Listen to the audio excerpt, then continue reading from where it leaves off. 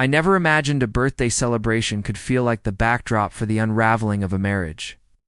Yet there I was, standing amid a crowd in a warmly lit hall. The low hum of music vibrating through the air, watching my wife, Vanessa, laugh at something I hadn't even heard. But this wasn't just any party. It was her 32nd birthday. And there, just a few feet away, sat her ex, Mark, grinning at her as though he still owned her attention. The way he engaged her, the ease with which he drew her laughter, it all felt painfully familiar. That laugh, once mine, now belonged to someone else. My stomach twisted, my chest tightened, and yet somehow I forced a smile, mingling with coworkers as if none of it mattered. I told myself it was harmless nostalgia. It's nothing more than a fleeting memory she indulged in, but deep down I knew the ugliness of the truth.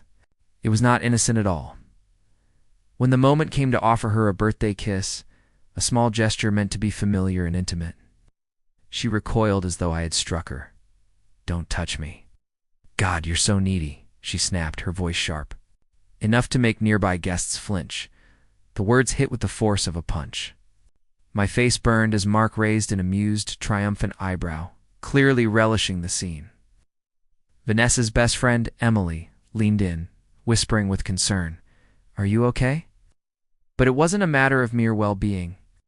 It was the sting of betrayal, the raw humiliation, and the quiet cruelty of being treated like I was disposable in front of everyone I knew. For a moment, I froze. Every instinct screamed at me to lash out, to demand respect, to storm out. But I didn't. I had learned that real power didn't lie in anger, it came from calm control. I straightened my jacket, smoothed my posture, and gave Emily a faint, serene smile. Then, with measured composure, I turned back to Vanessa and said softly, "Perfect. Want to dance?" The simplicity of the words, their calm precision, shifted the atmosphere instantly. Eyes in the room turned toward us, sensing a tension that had nothing to do with the party itself.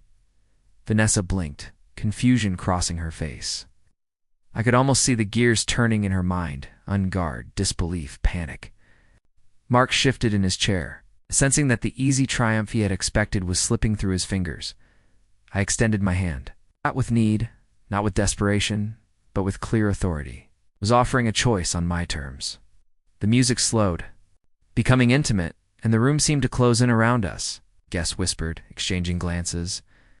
Eager to see how this unfolding drama would play out, Vanessa hesitated for a heartbeat before reluctantly taking my hand.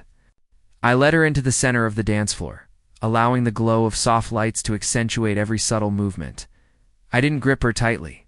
I didn't seek affirmation. I simply moved with deliberate grace, letting the silent strength of my composure communicate what words never could. The room watched, captivated. I could see the flicker of unease in Vanessa's eyes, the sudden awareness that this wasn't an ordinary dance. It was a quiet assertion of authority. Mark tried to interject, attempting a sly remark to reclaim dominance, but I shifted just slightly, positioning myself so that he no longer had an easy line to her attention. I didn't speak. I didn't need to. Presence alone carried more weight than confrontation. Vanessa's laughter faltered, her gaze darting between Mark and me.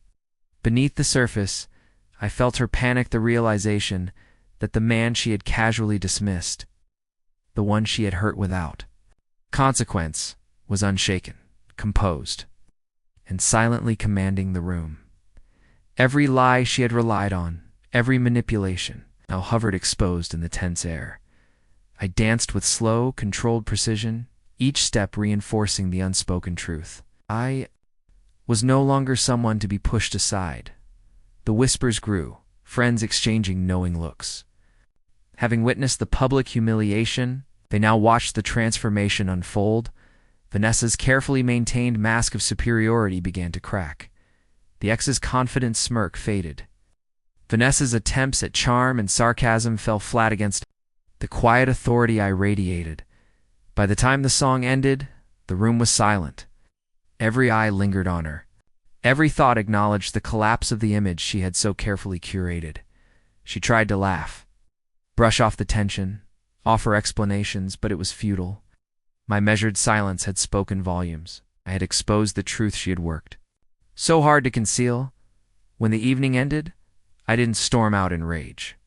I didn't demand attention or confrontation. I calmly retrieved my coat, nodded politely to the guests, and walked away. Vanessa followed, her voice trembling. But I ignored it. Outside, the soft glow of streetlights painted the city in amber. As I paused, pulling from my pocket a small envelope I had prepared. One line. Devastatingly precise. You wanted to control the room, the story, the narrative, but control is never given. It is taken silently, deliberately, and unwaveringly. I placed it on her car and walked away. By sunrise, the party was just a memory, but its echoes had already spread. Rumors, whispers, us. Stunned reactions traveled faster than any confrontation could. Vanessa's carefully constructed facade lay in ruins before friends. Colleagues in her XI had walked away calm, composed, untouchable. That night I didn't. Just reclaim control over my life. I revealed her hidden truths, leaving her scrambling, humiliated, powerless in ways she had never imagined. For the first time in months, I felt at the liberating clarity of a man who refused to be anyone's fool.